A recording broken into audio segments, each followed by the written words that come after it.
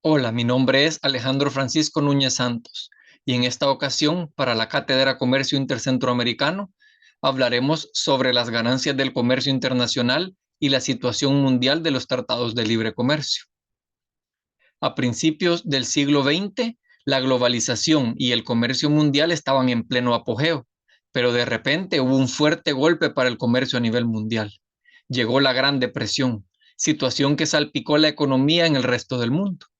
Los países tenían que aislarse de la situación que los estaba arrastrando al borde del abismo, para lo cual el proteccionismo fue la solución. Así que los países impusieron aranceles tanto a las importaciones como a las exportaciones para poder proteger la industria y los empleos de sus países. Alemania, el proteccionismo se mezcló con el nacionalismo, dando como resultado la Segunda Guerra Mundial. En ese momento, el comercio internacional disminuyó hasta solo el 30% de lo que se comerciaba antes. Y entonces Estados Unidos impuso políticas proteccionistas. Y al finalizar la Segunda Guerra Mundial, surgió el Acuerdo General sobre Aranceles Aduaneros y Comercio, que evolucionaría a lo que ahora conocemos como Organización Mundial del Comercio, estableciéndose como un ente regulador y mediador del comercio mundial. Entonces, el panorama internacional cambió y ahora todo giraba en torno a estrategias y alianzas internacionales, cuyo resultado fue una configuración geopolítica orientada hacia la lucha de los estados por tener el poder. La literatura menciona que la lucha estaba orientada al equilibrio del poder, pero sabemos que eso no es cierto. Lo que todos los estados buscan es el poder absoluto, pero al ser imposible conseguirlo de manera individual, es necesario que establezcan alianzas y estrategias. Y así se establecieron los acuerdos comerciales para quedarse, ya que por la globalización los gobiernos buscan orientar su economía y promover su desarrollo interno por medio de la pertenencia a un sistema internacional.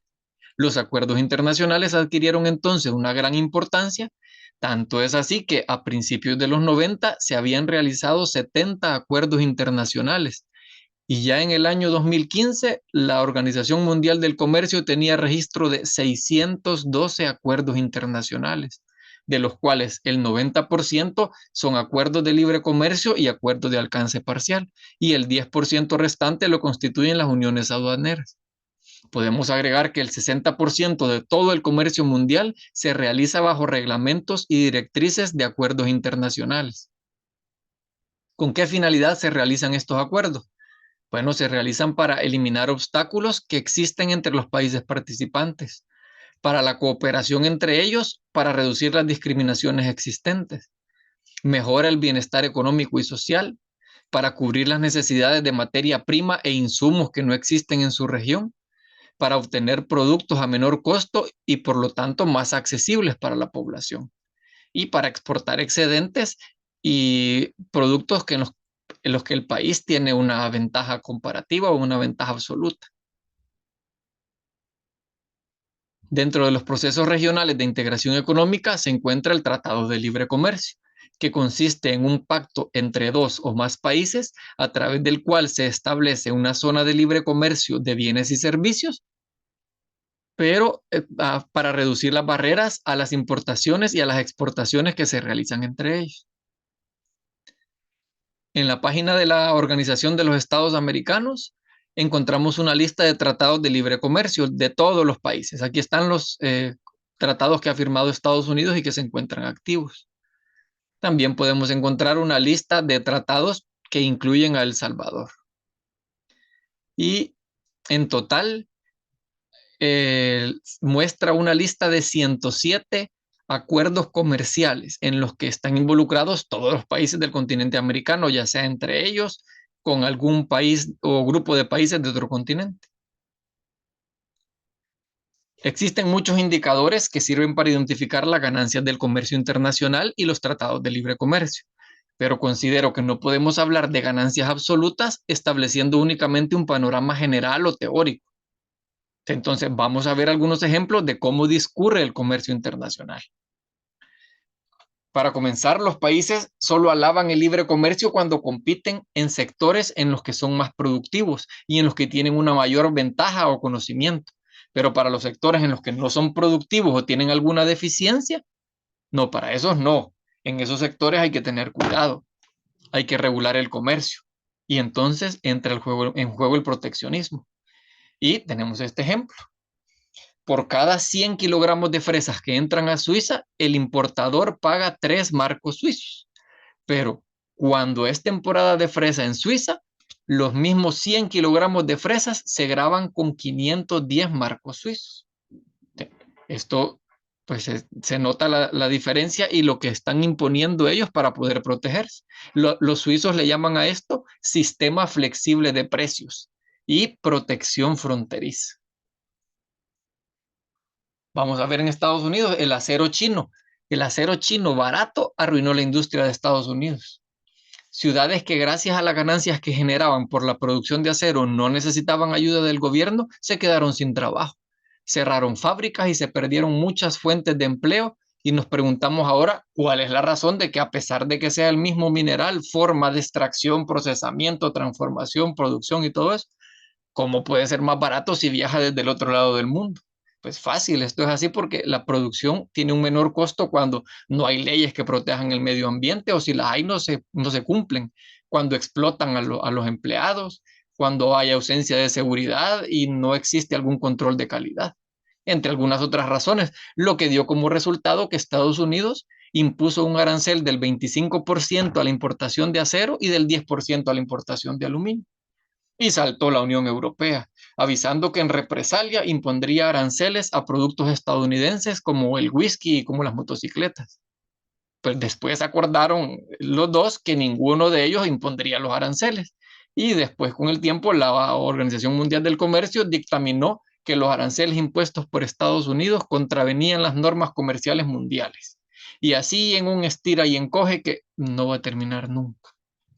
Otro ejemplo son las bicicletas. Todas las bicicletas son hechas en China.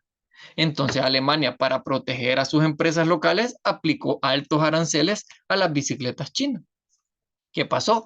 Los chinos las mandaron a Tailandia y de Tailandia las podían mandar a Alemania sin pagar esos aranceles, pero Alemania se dio cuenta y las bloquearon. También después las mandaron a Vietnam y a otros países, pero siempre los bloquean para proteger la economía local. Pero en Estados Unidos eso no lo pudieron hacer. No pudieron hacer nada y tuvieron que cerrar la mayoría de fábricas de bicicletas porque no podían competir contra los precios con los que habían entrado las bicicletas chinas. Y ahora veamos el otro lado de la moneda, siempre en Estados Unidos. Desde los años 80, Estados Unidos ha subvencionado a su sector agrícola, pero cuando llegó Donald Trump al poder y sabiendo que el voto duro de su partido, del Partido Republicano, son los agricultores y campesinos, su estrategia fue para poder seguir en el poder en el futuro, obviamente, que el gobierno disminuiría los impuestos y les daría entre 15 y $150 por acre a los campesinos y agricultores. Entonces, podemos decir que el dinero es de Estados Unidos y lo puede desperdiciar en sus agricultores, en sus campesinos o como quiera, y eso no afecta a otro país. Mentira, porque sí puede afectar a otros países, sobre todo con los que tiene tratados de libre comercio, porque los agricultores de Estados Unidos compraron más terrenos para poder producir y obtener más dinero del Estado. Entonces, esa sobreproducción cubrió toda la demanda del país y había un excedente que se exportaba a precios muy bajos a países de África, Europa, Asia, Centro, Sudamérica, todo el mundo. Y precios contra los que no pueden competir las empresas, los productores locales, causando una bajada abrupta de los precios y por lo tanto muchas pérdidas. Entonces la pregunta más importante aquí creo que no es quién o cuánto gana, sino quiénes son los que pierden.